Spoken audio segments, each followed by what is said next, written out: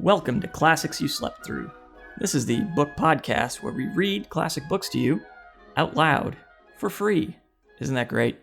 And then we talk about them. I'm your host, Kyle Davis, along with a girl who is so brave and good and pure, too much so for this world. My dear, good, sweet sister, Meredith. How's it going today, Mer? I was good till I think I just realized you would cut my head off, wouldn't you?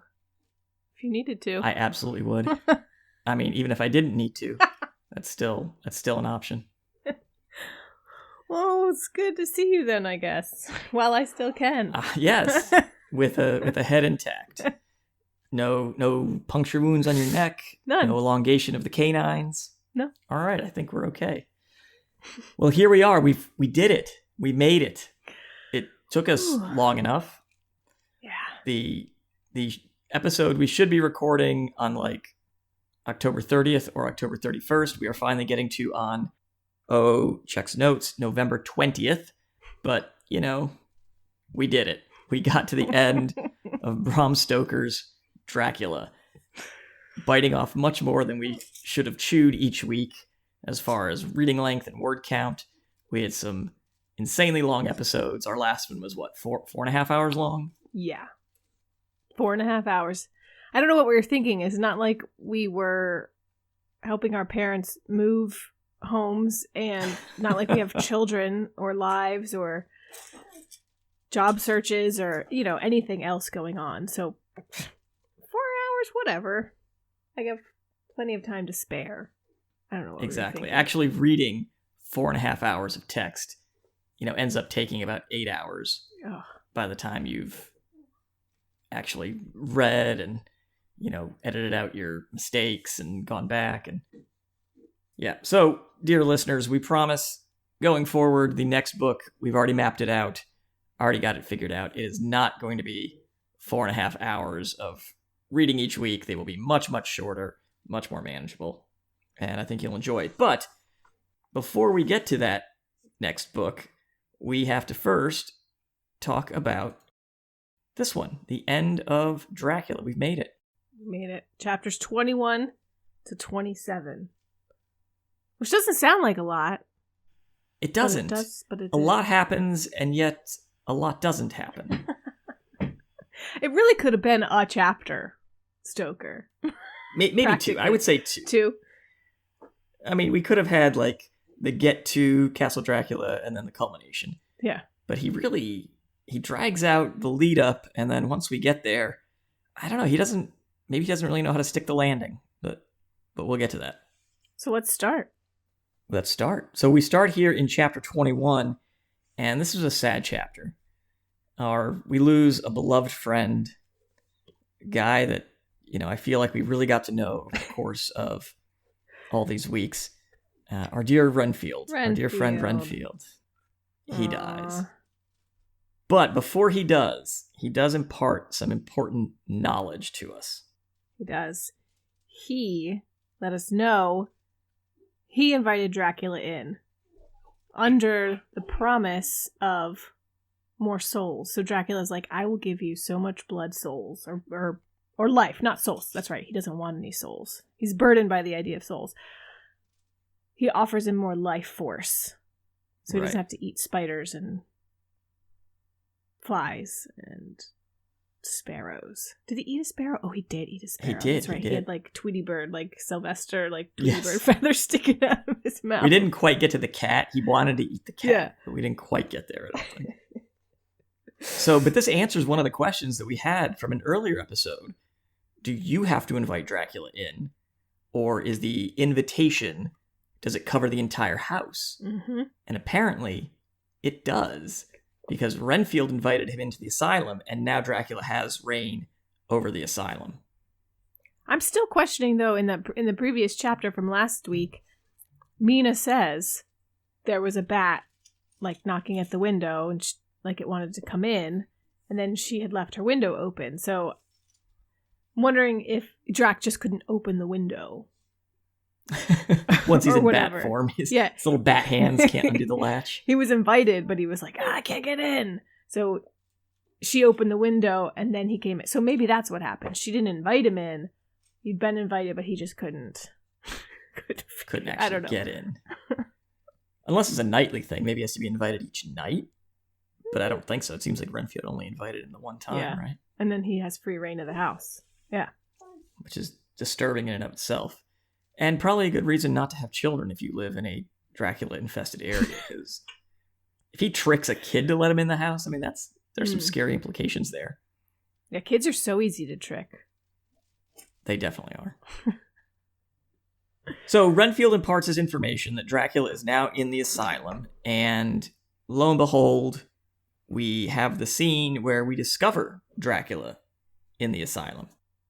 Turns out he's not only in the asylum, he is in the process of, this is something you can probably really relate to. He's nursing Mina. It's very kind of sweet. He's having Mina suckle blood from his chest. He does. It's a little bizarre. We've kind of alluded to maybe some of the sexual proclivities of Bram Stoker. Proclivities? Now he's a nursing Bram fetish. Stoker. So I don't. This dude's got some weird stuff going on here. Yeah, in movie versions, they just like prick their wrist and they're like here, but he's like full on did like the head push for a good latch. Like ram their head on there when they're newly nursing. Can you be the lactation consultant that has to go help Dracula? He's like, please come to my castle. I need to get good latch for my... A Draculation consultant. Draculation. Oh, that's terrible. But yeah, so he's opened his shirt. He's put Mina on there. Poor Jonathan, he's knocked out. He's asleep. He doesn't have any idea what's going on. But that's kind of what we have this chapter. They sort of scare him off. He gets out of there. Dracula does. But now we've realized that Mina's in a lot deeper than previously thought. Well, we didn't mention... and then Renfield dies, sadly. Oh, go for it. Well, I say Renfield dies, and now we have to figure out some way of cleaning this up. Because he's died in such a manner as there's no humanly possible way that he would have injured himself. Dracula broke his back, lifted him up, threw him to the ground, broke his neck. Smashed his face lost a lot of blood. Yeah, made his face like a Renfield's bloody in pulp. bad shape at this point. Yeah. Right. But, officially, Renfield's fallen out of bed. Slight mishap. Correct. Ouchie. Hit my head the wrong way. Destroyed my face, snapped my spine. How high is this bed, do they think, off the ground? I was going to say the same thing that every child has done at some point in their life. They've rolled out of bed. Yeah. And Renfield, this has been a catastrophic rolling out of bed for him. When we just very safely, socially distantly stayed in the mountains with Mom and Dad last week, an Airbnb, they had a bunk bed, and Vincent was pumped to see that this existed. Really? And Ben, if he had pearls, he probably would have clutched them at the thought of Vincent going on the top bunk. And so I had to take the ladder away just to save my poor husband's anxiety, because Vincent was totally fall off, I'm sure, at some point. See, I wanted to do bunk beds when we moved into this place for the boys, and the two of them were not having it. They were like, no way, Dad, we're not doing that. Why? So they were freaked out. And I'm like, come on, guys, they were it'll be fun.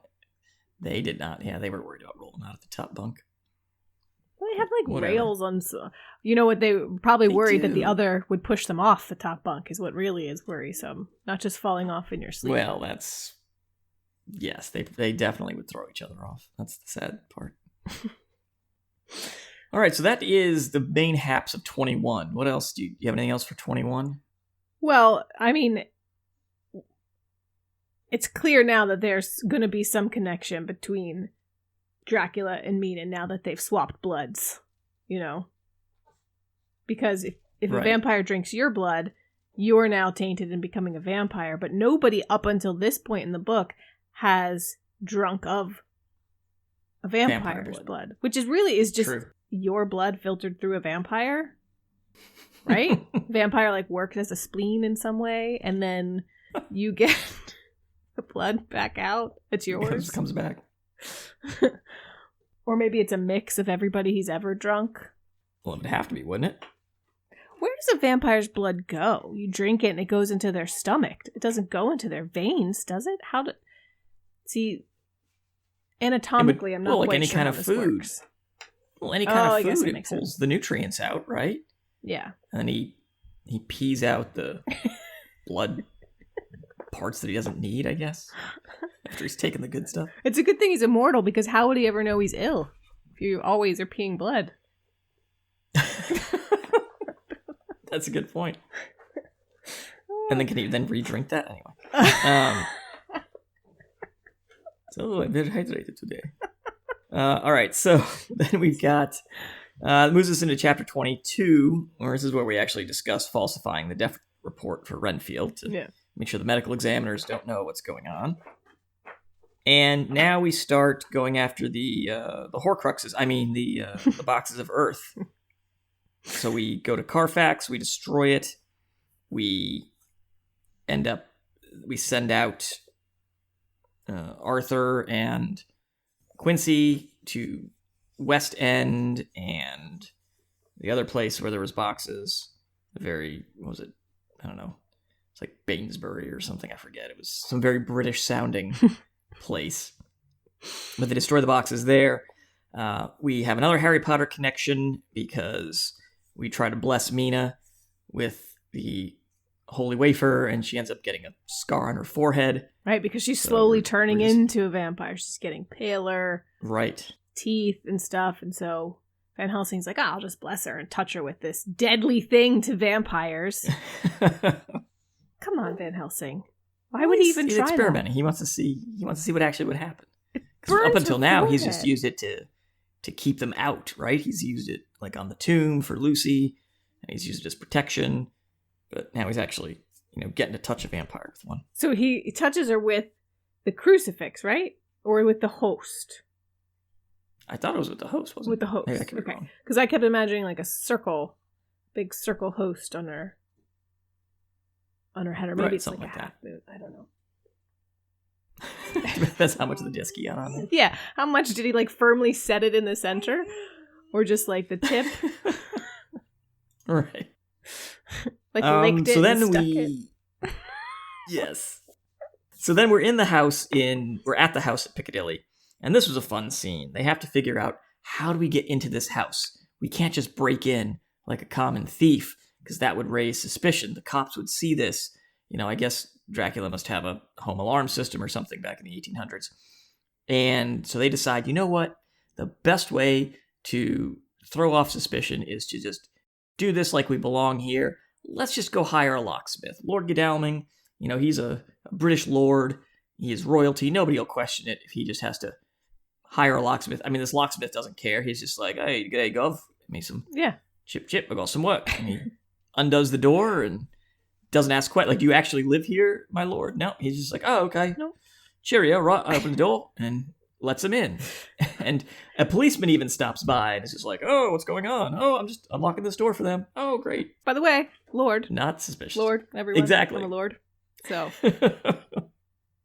Obviously well enough known that they don't question. Or just the did title. Buy this house? Like affluent enough. Like, oh, you're an affluent white man. Clearly nothing fishy going on here. Continue.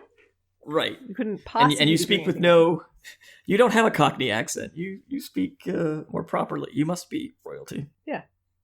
So anyway, so they get into the house, and we kind of find that it's in disarray or whatever. Now we're getting into chapter 23. Dracula's not actually there, which is good, but he shows up. He comes home. He was out shopping or doing Dracula things during the day. He was out arranging his escape, right? Because the gold is missing. They can't find the final box. So he's arranging for his escape, probably. Right?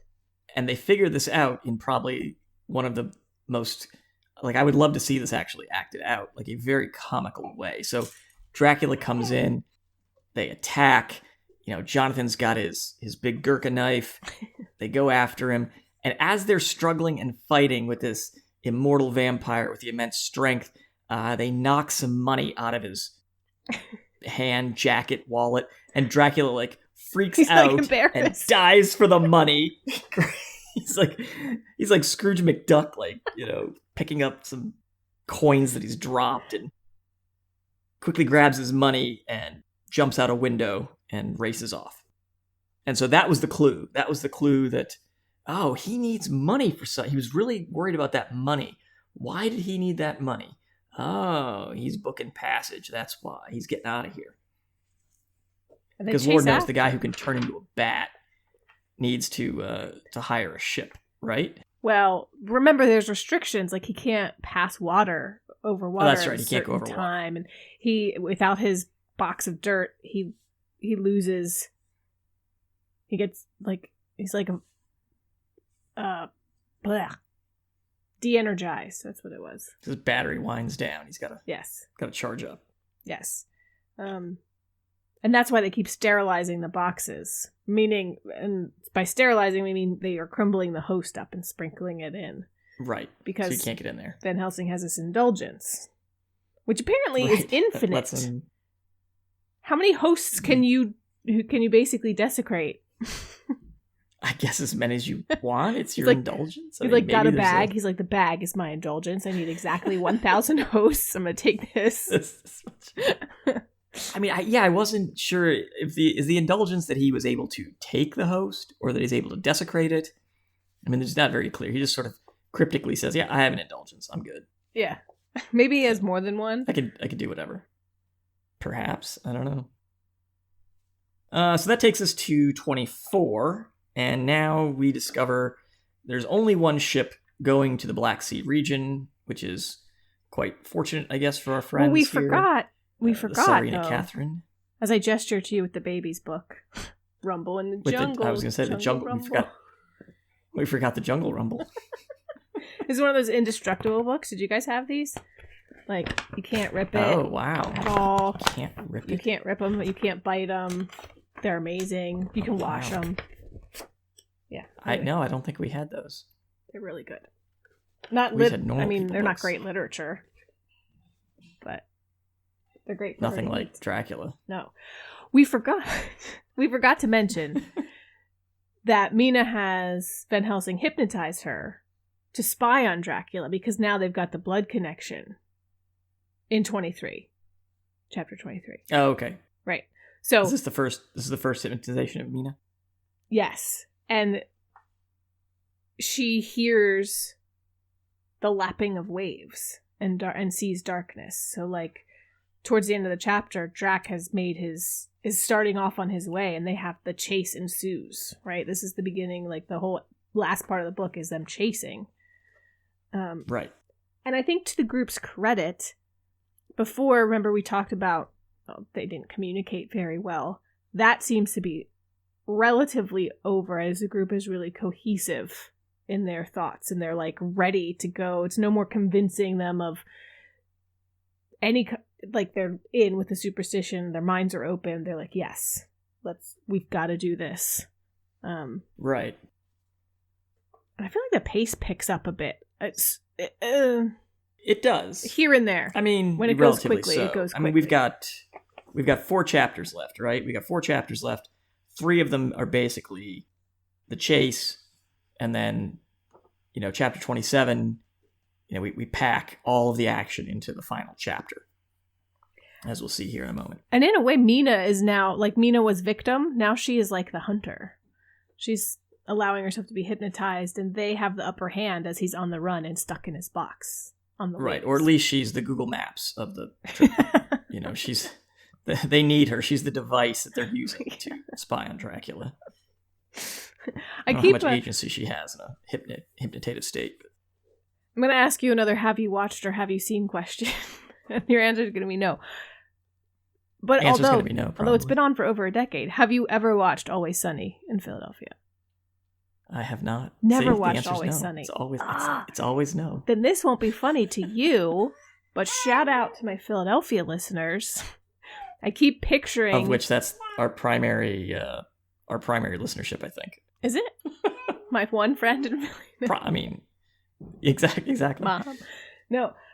I keep picturing everyone who watches Always Sunny I keep picturing the group who's chasing Dracula as the gang. So I'm picturing Sweet D and Mac and everybody as the group who's chasing Dracula. In each episode, Kyle, the gang does something. So it's like the gang finds a dumpster baby, or the gang gets addicted to crack, or the gang breaks into Citizens Bank Park, or whatever. So every time something happens, I'm like, the gang has the upper hand. The gang chases Dracula, and I just am imagining the Always Sunny characters. So that's going to be funny for everyone but you. And yes, very much so. Anyway. Yeah, pretty much the answer to have I watched, if the question is not The Mandalorian, then the answer is no. Yeah, that's literally the only thing I watch. And spoiler alert, you're Muffet, everyone. I heard you were kind of scared of the spiders, or you told your kids they couldn't watch it because of the spiders. I don't like spiders. Yeah, I'm not going to let them watch that. I'm probably not ever going to watch that part of the episode again. Yeah, that was pretty intense. I don't need to watch that. Not my thing. I don't do spiders. I really like The Mandalorian. And we are recording this on a Friday. And I have not watched today's episode yet. So see, I thought they got all released at once because we watched all of season 1 because we were late to it in a stretch. And then we go to watch it, and I'm like, what? Where is the next episode? I didn't like the fact each that week. It builds anticipation. Unless you ruminate on it. What I find, I love The Mandalorian, but everything works out for him so well and so easily in the 22, 30, 45-minute episodes. It's like, this spider thing looks like it could be an issue, like, for a while. Nope. Yeah, not an issue. No, and all the episodes, whatever the quest is for that episode, wraps up pretty quickly, I guess, because the overall quest is through the series of getting the child back to where he belongs. Yeah, I'm, spoilers for anyone who hasn't watched anything in season 2 yet, but I'm not digging the pacing of season 2 quite so much right now, and I kind of went on a little rant the other week about the 3rd episode, about how I was a little unhappy they've tied him into larger Star Wars mythos a little too quickly for my tastes. I kind of liked the lone gunman. I don't need him being brought into the larger world. But anyway, we could start a Mandalorian podcast. I don't recognize that. Gladly do that too. You could do a whole Mandalorian podcast. I'd gladly start a Mandalorian podcast. We could do some side. It would be like Star Wars you slept through, because I don't know nearly what you know. Go back and bring everything. But anyway, they're bringing learned? in a lot of stuff from. Yes, what? The chick that I like on Mandalorian, she was also in Deadpool. Oh, she's a Trumper. Yeah, she's major. Conspiracy theorist. But I was like on her Twitter, and I was like, no. That was quite disappointing this week. But anyway, not to get on a Mandalorian sidetrack, because I could talk for about 3-4 hours just on a week's episode. Anyway, so then we discover we're 24 that back to Dracula, and now that you have a guest on the podcast, she'll give her opinions as well.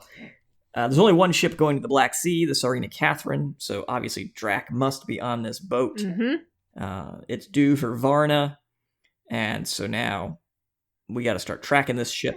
Varna in and Romania. This is in Romania, and so this is where really Lord Godalming and his power kind of comes in, because he has the British Vice Consul in Varna sending him regular updates through Lloyd's of London daily to let him know if this ship daily updates, even if there's nothing to report. Thanks, Bram Stoker, for that little tidbit we had to read. I have worked in embassies overseas, and you don't really have time to be catering to the whims of some random dude. Look, I have other things to be doing right now than to be checking and writing you a note every single day whether or not this ship has arrived in Varna. Apparently this guy does not. This does not. So Godalming wields some power is the point that we're trying to say. Money and power. That's how they're able to do any of this, is they have the financial means and the social means, right? Right. And I just have to say, is it any surprise that given the choices of a random Texan stereotype, a dude who runs an insane asylum and apparently is so ethical that he falsifies death reports and just rails about his lazy workers, or this dude who can command the entire resources of the British Empire to his whims. Is it any surprise Lucy took the rich guy? I'm just saying. Oh, well, she got hers. I don't know. That's what you get. Well, yeah, true. You get your head cut off. All right. So speaking of getting your heads cut off, Mina is really starting to change in this chapter, and the gang decides, hey, if it comes to it, you know how we did Lucy? We're going to give Mina what for as well. Yeah, they make sure, at least Van Helsing and Seward, they're going to cut her head off, right? They're like, yes, totally going to cut her Totally head going to do this, yeah. And Stoker would enjoy watching that, I'm sure. So then we get to chapter 25. We keep hypnotizing Mina. She keeps... well, Mina was going to stay behind to be protected. Oh, right. And then she decides, no, I've got to go with you. So Mina has been, while she's been victim, she's also been, in my opinion, really key. She decides, hypnotize me. I need to give you my information. She decides, I need to go with you. I'm less safe here, and you're safer with me because I've got this connection. So she's been really, brave for all her, oh, men are so brave, and women should be so indebted to them, and, oh, I'm tainted. She's actually, the only reason why they find Dracula at all. Right. I mean, she's now and she's willing. Their observation device. Yeah. And so the gang prepares to leave, and Harker, super bougie of him, he gets his estate in order, and Morris, I wish I had that quote ready. I don't have it ready, but Morris vows to be big bad USA and murder Drac the moment he sees him. He doesn't care who's looking or who's around. The second they see that coffin, he's gonna rip the top off and murder Dracula. When I think of Morris, I just keep picturing Yosemite Sam or something. I'm gonna kill that. He's got his 6 shooters and he's ready. I love Van Helsing's response to him. So Morris, I found it. So Morris says, I shall not wait for any opportunity. When I see the box, I shall open it and destroy the monster, though there were 1,000 men looking on, and if I'm to be wiped out for it the next moment. And Dr. Van Helsing says, good boy, brave boy, Quincy's all man. God bless him. Settle down, Quincy. Settle down. I love it. There's no way in the world that I picture Van Helsing saying that in a really serious way. No. At right. all. Good Not boy. Oh, it's so brave. It's like me talking to my 4-year-old. And I wonder if Stoker wrote it straight, though. If he wrote it as though it was because, think about the gushingness they do over... Wow. There's so much. Half this section is just gushing over Mina and how brave she is and how wonderful. And if only she has a man's brain, but the woman's tenderness. And it got to be a little much reading parts of this. I was just I don't know if you can hear in my reading the sarcasm and exasperation of can I just get through this section? Can I just stop praising Mina for 2 pages and then... Van Helsing loves Mina. If they all do, they all have their blood in her. You know what I'm saying? Oh, that's true. They're all part of this now. Which, in some way, if Dracula's drunk Mina's blood, he's kind of drunk all their blood. Anyway, so then we get to 25. We're still hypnotizing Mina to get these daily status reports on what's Dracula doing. Generally, it's I hear ships rigging, I hear waves lapping. It's all dark. So they're okay, Drac's still in the box. He's still in the box. Now Mina asks, she explicitly says, hey, if it comes to it and I start turning into Lucy, you guys are going to do me, right? You're going to do the deed. And Jonathan, you just it's Arthur took care of Lucy. It's your job to take care of me, my husband. Yeah, promise me. Yeah. Big brave it's man. your honor. Promise me you'll saw my head off. It's the reward you get for being married to me. But unfortunately, turns out the ship, it does not end up in Varna. We get a report that it was sighted in Galatz or Galaz. Galatz. Which, when I googled it, it's actually like Galati? It's in Romania. Okay. So they were going to end up in Varna in Bulgaria, but I guess Dracula's tricked Mina or given her false information, and he really goes to Galatz, which is like... He just asked the captain, hey, I live in Romania, can you just like drop me off over there, please? You know? Hailing the bus driver, and the bus driver's like, you know, this ship's not supposed to go. I can only drop you at approved stops. It's like, come on, man, I live right here. It's like 300 to 350 kilometers away from Varna. It's a long way away. But again, probably closer to Dracula's home. Yes, that's why he did that. Right. So that takes us into 26. And so now we figure out that there is, you know, basically one train we can take because Mina, for some reason, memorizes train schedules everywhere she goes, just habitually, because she used to get them out of the paper in the morning to help Jonathan. And she just keeps on doing it because it's a useful thing to do. So luckily she did that.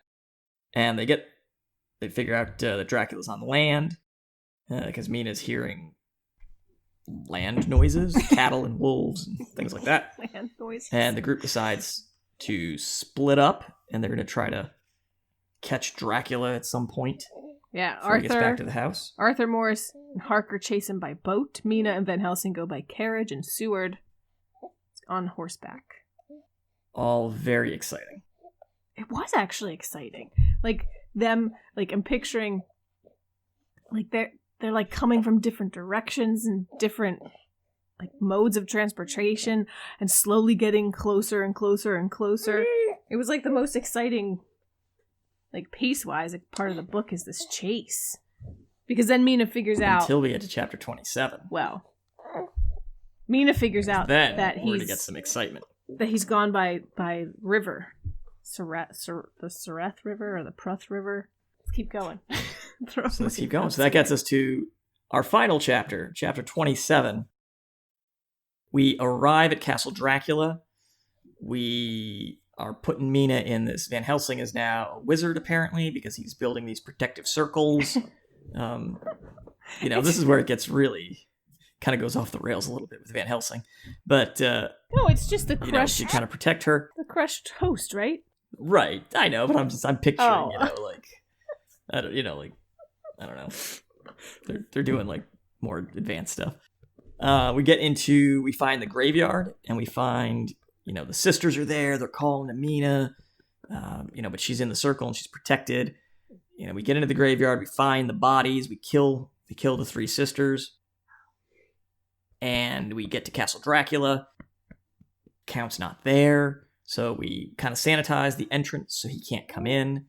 I wouldn't technically. You have to sanitize every single opening because he can climb walls and get in and out of windows. So I don't know what. Nope, just the front door. Doing that to the front door does. Just the front door. And then we find that there's some gypsies carrying a box out. We realize that Dracula must be in this box, so we catch up to this carriage. I don't think you're supposed to say gypsies anymore. We open the box. Just so you know. Why not? I don't think you're supposed Roma to call people. them gypsies. You're supposed to say Roma people. I'm sorry. Roma or Romanians. I think you're right. Roma people. Yeah, the Roma people. Well, they still say gypsies in the book. Did you change did you say gypsies in the reading? Yes. I did. Okay, well, what are you yelling at me for then? Did Mom, when you were a kid, used to tell you the gypsies were going to take you? Did Mom tell you that? Yes, of course. Okay. I think that's a common 80s thing, I think. I thought it was like a common Italian thing, like Italian moms tell their... I always waited. I would look out that back window, where your bedroom was, and then the upstairs porch in our first house. Right. Yeah. I would look out the back window at the stone walkway, and I would just picture some old lady with a sack on her back. I'm like, she's gonna come for right up that walkway. Just waiting to come get you. Exactly. Yeah. I mean, I think that's why the term is racist, because that's the racial stereotype that they steal children or whatever. They're all criminals. They're all, so. They look like the guy in Pinocchio who steals Pinocchio. Yes. Yeah. So anyway, they have the box. We get the box down. We kill Dracula. But sadly, mortally wounded in this fight is our good, gallant American, Quincy Morris. Quincy doesn't make it. Very, very sad. He does get to do the stabbing blow, or he stabs Dracula in the chest. But he doesn't make it. He was such a robust, well-filled out character that his loss is keenly felt, for sure. And as he dies, he notices the Mina's forehead is now pure again. She has been restored with Dracula. As Dracula turns into dust, the moment before, he has a peaceful look upon his face. And then he turns to dust. And Morris dies a gallant gentleman. A gallant gentleman. And then we have a little note at the end that talks about sort of the coda to all of this, the afterword, that Mina and Jonathan have a baby on Quincy's birthday. Just amazing. We name him Quincy. So wonderful. Didn't really seem that close with Quincy, honestly. No, not at all. And it's very strange. But then they go to Transylvania, and they just find out that no trace remains, and both Godalming and Seward both got married, and, they've got their notes, but, that's fine. They could basically, it's basically wraps up so quickly, so fast. I mean, I guess this would be a discussion for our wrap-up episode, but really, I thought Dracula would put up more of a fight in general. Like, he seemed so terrifying when Harker was at the castle, showing up. Right. Like, couldn't control himself when Harker cut himself shaving, and he was just so imposing and so intimidating with, like, no, you can't write letters anymore. Here, post or, predate these letters that you're going to send, and I'm controlling you, and you're under my spell, and basically I'm holding you prisoner. Like, in the beginning, Dracula was such a cool character, and then we don't see anything of him, and then he cut off his head. No. So we see him shuffling around London shopping and coming into his house and be like, what are you people doing here? Grabbing his money and running, and then he dies in a box. Yeah. Kind of sad. Which, again, maybe I should say for the wrap episode, but, thank you to Stoker for just leaving a lot of negative space for us to fill in as time has gone on and, caught on socially, that we can, there's a whole lot to fill in about Dracula and what he does and his whereabouts and history and, all kinds of stuff. Right. He's really left it as sort of like this menacing, shadowy figure to let your imagination fill in, which really, if you think about it, that's the best kind of horror, isn't it? The ones where you let your imagination run wild, because once you know what it is, you're like, oh, that's it? Okay. Yeah. I mean, it's like, look at, Lost, or any M. Night Shyamalan movie, or, it's the beginning when it's all mysterious. You're like, oh, what is this? What is this? And then when you get to the end, you're like, that was terrible. Really? Yeah. That's what it was? Yeah, the rewatch factor on those is like non-existent. Right. 'Cause you're like, okay, I felt that same way about Stephen King movies. Like, it's real scary until you get to the big reveal that it is a giant spider. And you're like, what? That's a terrible CGI spider. Come on. It's not scary at all. Exactly. At least the original. I didn't watch the new one. No, I didn't either. I don't really do horror, quite frankly. I don't anymore. I can't watch spiders in The Mandalorian, so, I used to love. It's just I used to love horror, and the older I got, I guess I got more empathetic, or something. Because now I'll watch horror and I'll be like, "Oh my god, that would hurt so much to be stabbed in the face," and I just can't. See, I can't do it anymore for some reason. It's kind of sad. If I want to feel that sort of existential dread and terror, I scroll my Twitter feed. That's all I need.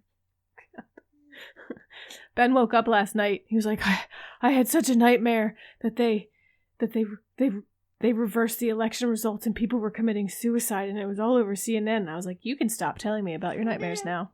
I don't need that in my mind. Wow. Terrible stress dreams. Anyway, so that brings us to the end of Bram Stoker's Dracula. Hope you all enjoyed listening to a horror classic for spooky October. Apologies for taking so long to get through the final stretch, but you know what?